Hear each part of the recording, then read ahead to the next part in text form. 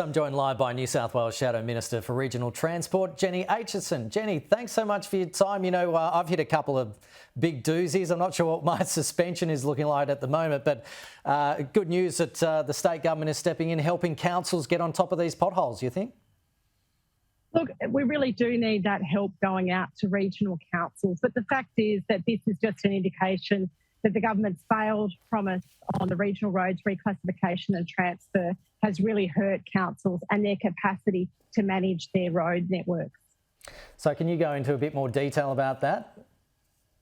So back in 2019, the government made a commitment that they would reclassify and transfer up to 15,000 kilometres of roads that had previously been looked after by councils. Now we're nearly 4 years on from that promise being made, and they have not transferred 1 kilometre of regional roads back from councils.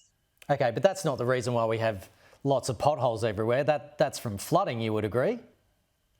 Well, look, you can't stop the weather, but you can stop the poor management. We know the government hasn't committed on its promise to ensure that those roads that are really now making a regional and state focus are being put back into state hands and managed appropriately with the funding that goes with that. So councils have been left to bear the cost of this ever-growing network of roads in their council areas on their own. The government hasn't kept their promise, and we're really concerned about what will happen with this. It's another big announcement, and we're not sure whether they will keep their word on this one either.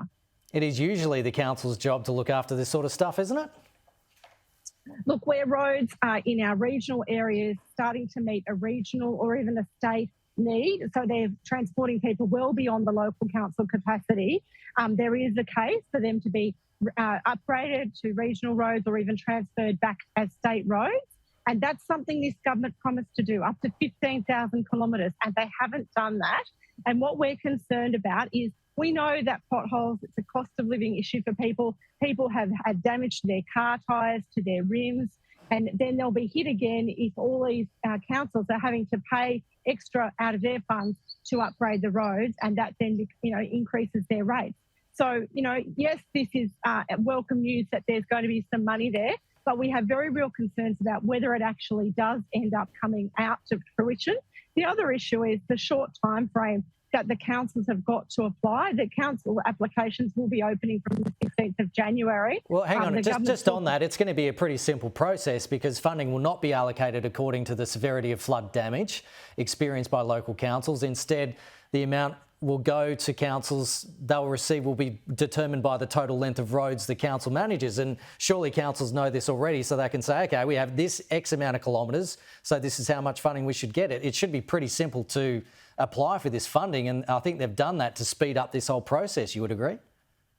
Well, you would think so, but there's a report that has been sitting on the minister's desk that took 3 years to look at the reclassification of the roads network, and he hasn't done anything with it. Now, how much more trust are we going to put in a government that has consistently failed to assist councils with regional road maintenance tasks? Okay, under this plan, 56% of the funding is expected to go to regional councils, with priority going to those areas that experience major flooding like Lithgow, Bathurst, Parkes and Forbes. We know that there is significant destruction of roads in that particular area because of the major flooding.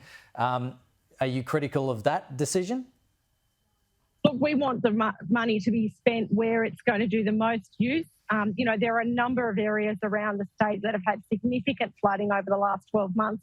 I'm sure Lismore would have really appreciated an announcement like this 12 months ago or 9 months ago when they had their major flooding in March 2022. They would have really appreciated it in July when they had their... This has been happening around the state for well over a year now, and the government needs to actually start coming good on its promises.